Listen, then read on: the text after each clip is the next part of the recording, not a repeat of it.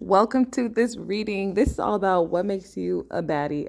We need some baddie energy. We need a energy boost. It's almost Valentine's Day, but this is timeless. So this is going to be it's going to be like kind of a love energy. Like, what energy are you radiating? What makes you attractive? Okay, we need a confidence boost. We have not done a reading like this in a while, so regardless of your gender, if you feel led to pick one, pick one. This could also resonate for why you're dating a baddie and like what makes that feminine energy or that person. But this is kind of geared towards you'll just see how the energy plays out. But if you're looking at like, I'm dating someone, I want to see like why they're a baddie. If you're cross watching, this could also resonate for that person. So take it how it resonates, have fun, sit back, and we'll hop into group number one.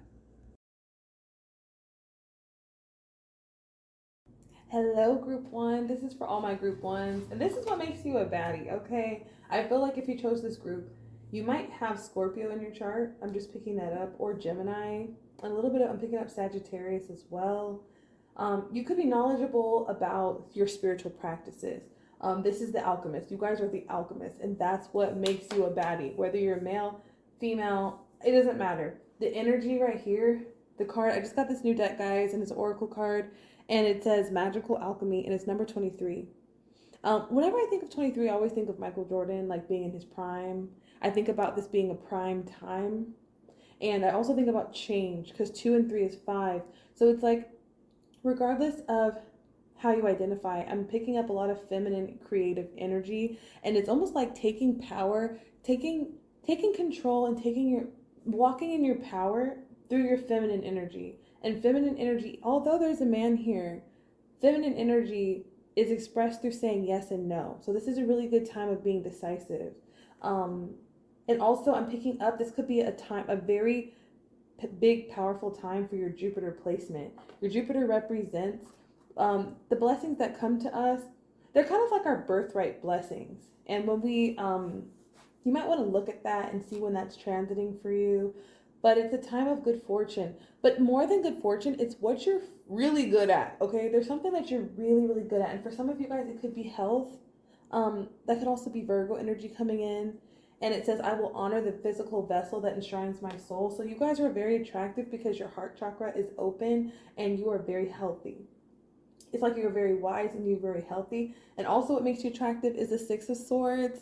The Six of Swords is a person who don't play that. This is the type of person who is on to the next. Like, baggage, no baggage, mental conflict, no conflict, I'm out of here. Like, you guys will not stay in a situation that does not serve you, and you will take the time to make this, spin it in a way, like you'll take a situation that's unhealthy, you'll take it, it's almost like you guys take it with you. You may not like leave, it's like you might take the stuff, the mental conflict with you, and you'll transmute it into something. You'll transmute it into health.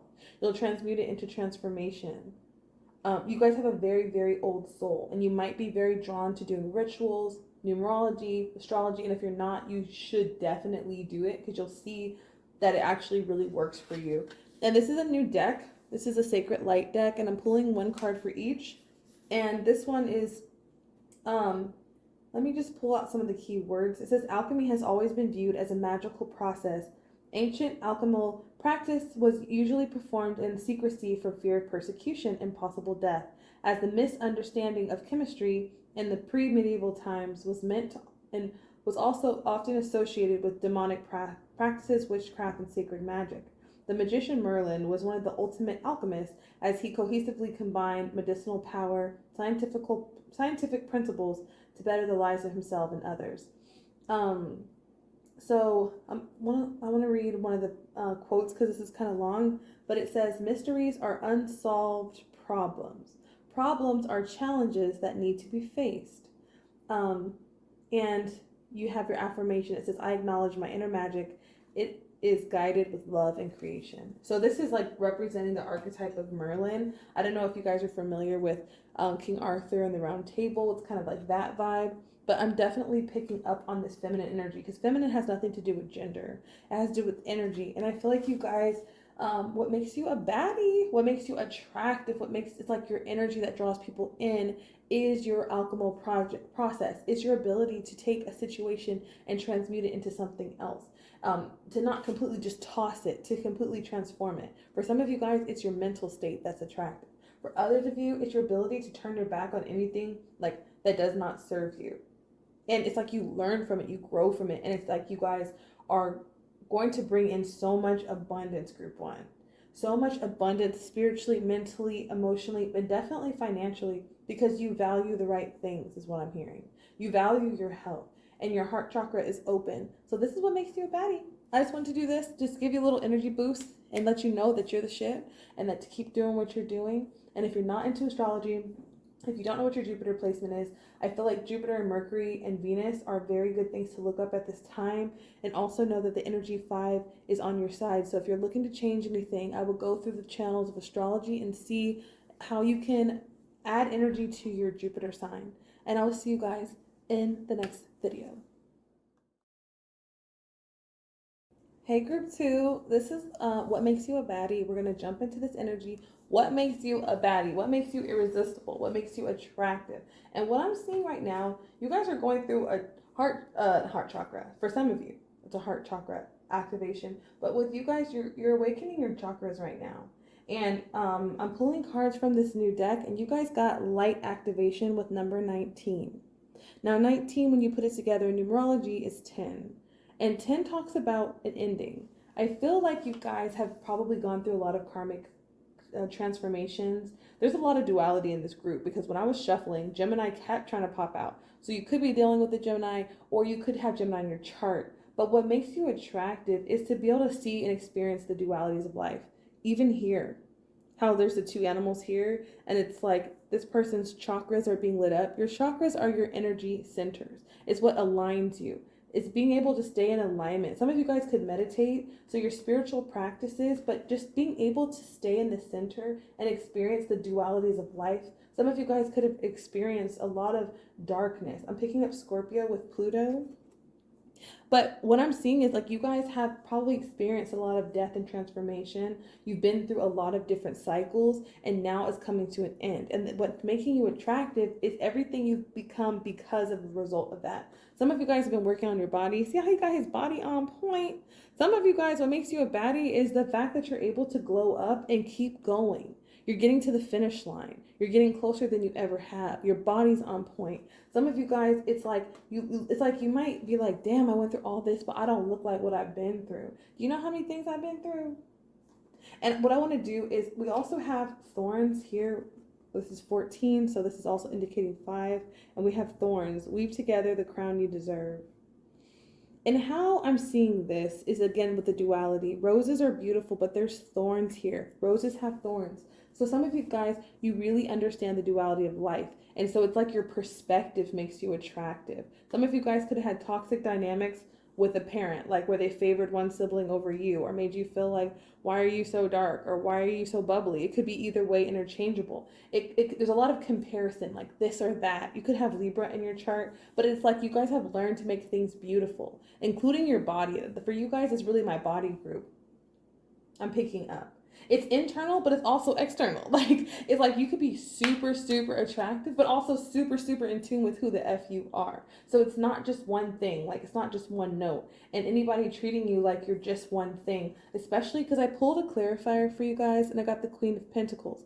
Now, this is a Taurus, Virgo, Capricorn energy, but this is such a gracefulness and such a receptivity, because everyone's like, oh, this is the money queen, this is the queen of stability, or things like that, but she's also gracious. So you could have like a lot of money or going to come into a lot of money, but what makes you attractive is that you're so humble because of what you've been through.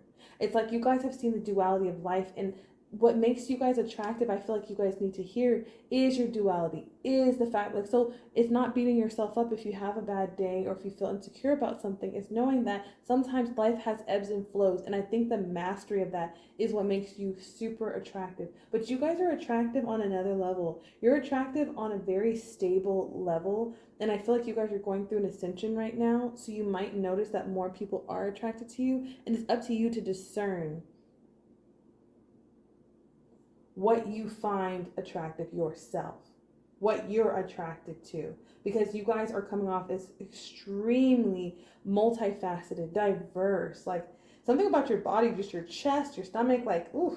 Like some of you guys could have a beard. Some of you guys could be dating someone with a beard. But I'm seeing like you're more than what meets the surface. And so what I want to do is read from this guidebook, just some highlights.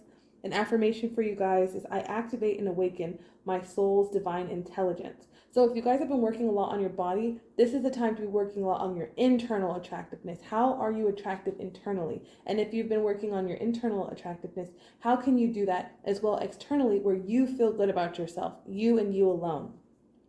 And this is saying your soul is in a constant state of learning. So learning a new skill, planning future education are favorable for you now. Be realistic in your approach, otherwise you will set yourself up to fail, repeating self-sabotaging behaviors. Being stubborn will only keep you stuck in places that your soul doesn't want to be in. So I feel like there's a lot of recognition of like, kind of like right now, you guys might be in a meditative state of like, okay, what do I want next in my life?